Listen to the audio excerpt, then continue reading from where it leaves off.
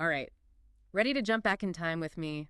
We're heading straight to the 1970s today, diving deep into the slang of the era. Think bell-bottoms, platform shoes, disco balls. Oh, yeah. And a whole different way of speaking. We're taking our cues from a super fun English Pod 101 episode for this deep dive, by the way. It's amazing how much slang can tell us about a specific time and place, isn't it? Like a window into the past. Absolutely. So, picture this. You're at a party, the music's thumping, maybe some BDs or Donna Summer on the turntable. Someone strolls up to you and says, "How's it hanging?" And even back then, they were already dropping the G at the end of hanging.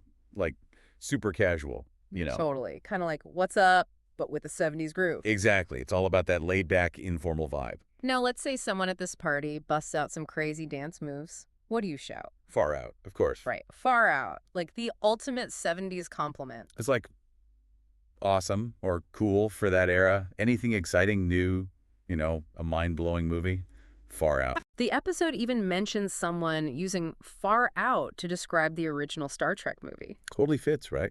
Now imagine you see someone at this party with a killer sense of style, like, A foxy lady. there it is, foxy lady. Mm-hmm. A classic 70s way to say someone's attractive, though. Might sound a bit dated today, don't you think? Yeah, you got to be careful with some of these older terms, right?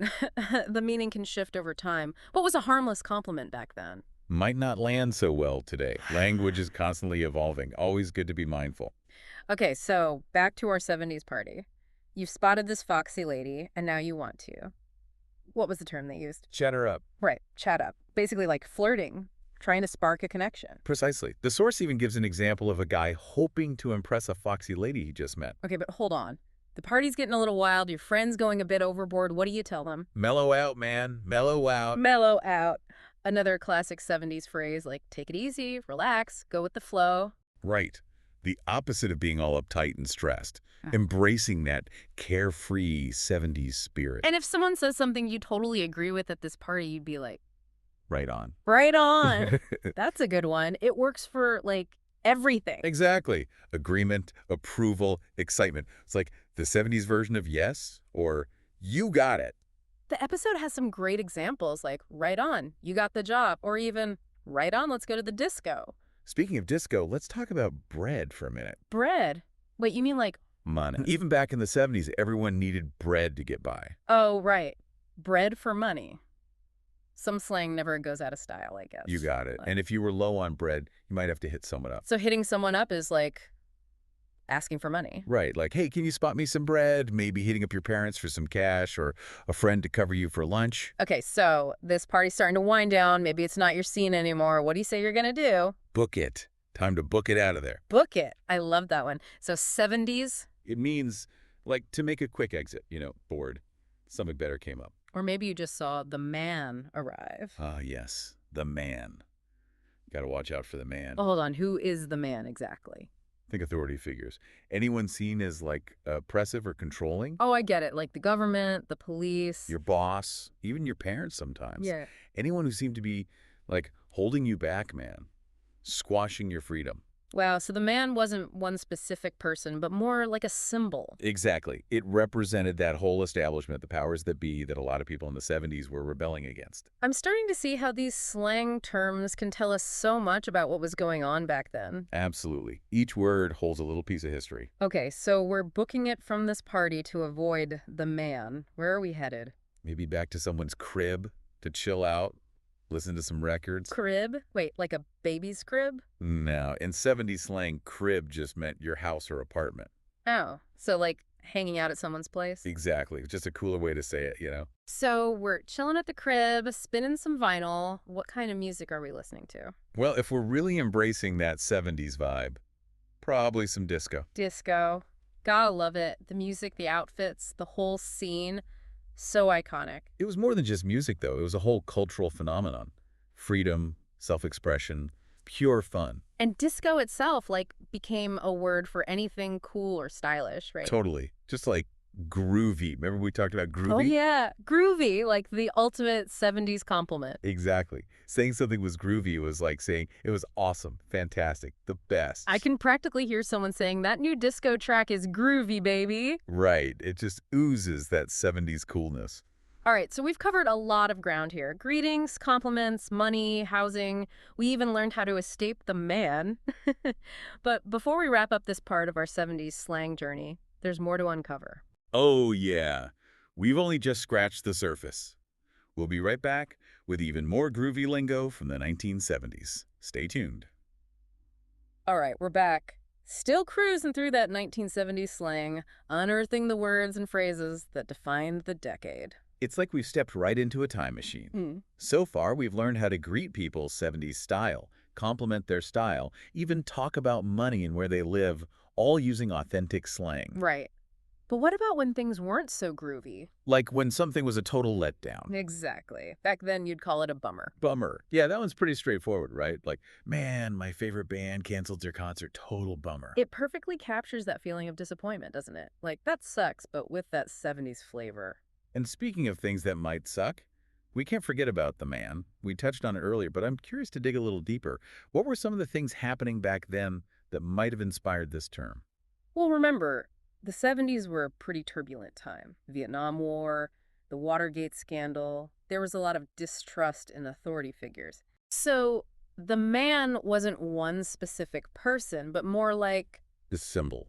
yeah, like a representation of everything people were rebelling against. Exactly. Government overreach, corporate greed, you name it.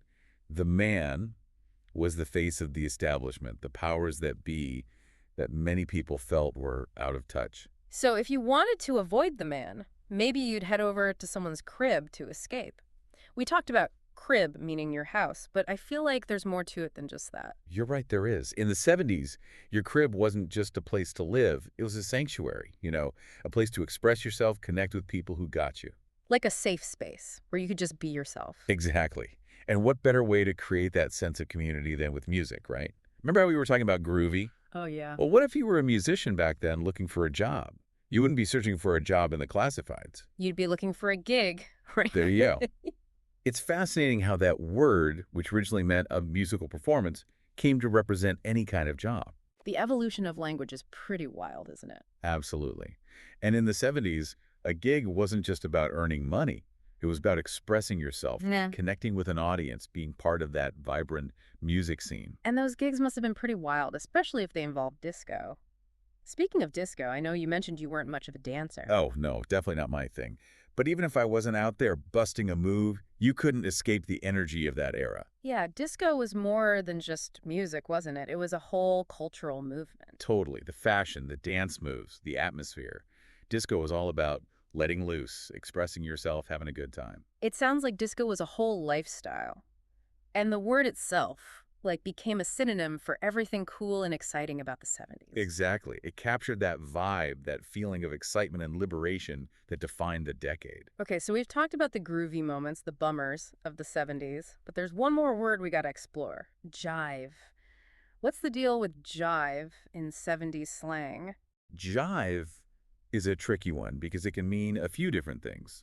Sometimes it was used like cool, like something was jive, if it was awesome or impressive.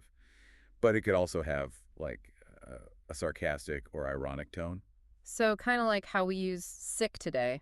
It can be a good thing or a bad thing depending on how you say it. Exactly. And like sick, jive could also describe someone who was unreliable, dishonest, full of it. Which brings us to jive turkey.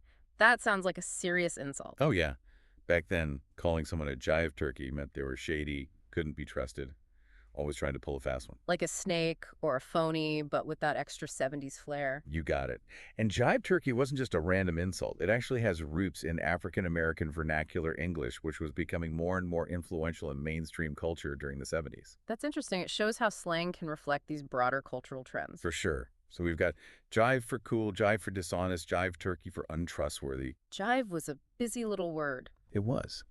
And it just proves that slang is constantly evolving, adapting to new situations. What was cool in the 70s might sound totally bizarre today and vice versa. It's like we're time travelers, discovering the secrets of a lost language. But before we wrap up our 70s slang adventure, I have a question. Why should we even care about this stuff? What can we learn from the way people talked back then? That's a great question. Learning about slang from different periods gives us a glimpse into the past. It helps us connect with other cultures and understand how language reflects the social and political climate of a particular time. Like we're cracking a code, right? Unlocking the secrets of a bygone era. Exactly. And who knows, maybe by understanding the slang of the past, we can gain a better appreciation for the way we talk today. It's all connected, isn't it? Absolutely. Language is always evolving, always reflecting who we are and how we see the world. This has been a far-out journey. I feel like I've learned a whole new language. Me too. It's amazing how a few words and phrases can transport us back in time, give us a taste of what life was like. Before we sign off, I have a challenge for our listeners. Think about the slang we use today. Which words do you think will stick around? And which ones will sound totally jive to people in the future? Ooh, that's a good one. Language is always changing, so it's fun to think about how our slang might be perceived in the future. Well, we've covered a lot of ground, but there's still so much more to explore. We'll be back soon with another fascinating topic, ready to uncover the hidden meanings and cultural insights that lie beneath the surface of language. Until then, keep your ears open for those groovy words and phrases that make language so vibrant and expressive. Man, what a trip through 70 slang this has been. It's amazing how much we can learn about a whole era just by looking at the way people talked. It's true. Slang is like a fingerprint, It Yeah. reveals so much about the culture, the attitudes, even the anxieties of a time. For sure. We saw how 70s slang reflected all those big social and political changes, the rise of counterculture, even the impact of music. But before we wrap things up, I want to circle back to one word that just screams 70s. Let me guess. Disco. Bingo. It wasn't just music, was it? It was like a social phenomenon that took over the world. No doubt about it. I mean, try to picture the 70s without those flashing dance floors, that pulsating music, the freedom. It's impossible. Right. It was more than just a dance craze. It was a break from tradition, a rejection of conformity, a celebration of individuality. And it's crazy how the word disco itself went way beyond the music, right? It became a whole lifestyle, a culture of self-expression and inclusivity. Totally. It's like how we might use the word vibe Yeah. today to describe a certain atmosphere or feeling. Hmm. Disco captured that specific vibe, that energy, that excitement, that shared desire to just let loose and have a good time. Thinking about disco makes me want to break out my platform shoes and bell bottoms. But even if we weren't all out there busting a move, we can all appreciate how disco impacted culture, even language. Absolutely. Disco left its mark on the world, from fashion and music to the way we talk and interact. And even though the disco era might be over, its spirit, that feeling, it's still alive in all the ways we celebrate individuality, self-expression, and just the joy of dancing. So well said. Well, folks, we've reached the end of our groovy journey through the slang of the 1970s. I feel like I learned a whole new vocabulary and gained a whole new understanding of a really fascinating era. It's been a blast exploring with you. Remember, language is constantly evolving, always reflecting who we are and how we see the world. So true. So keep your ears open for those cool words and phrases that make language so lively and expressive, whether you're traveling back in time or just living in the present. Thanks for joining us on this deep dive, and until next time, stay groovy.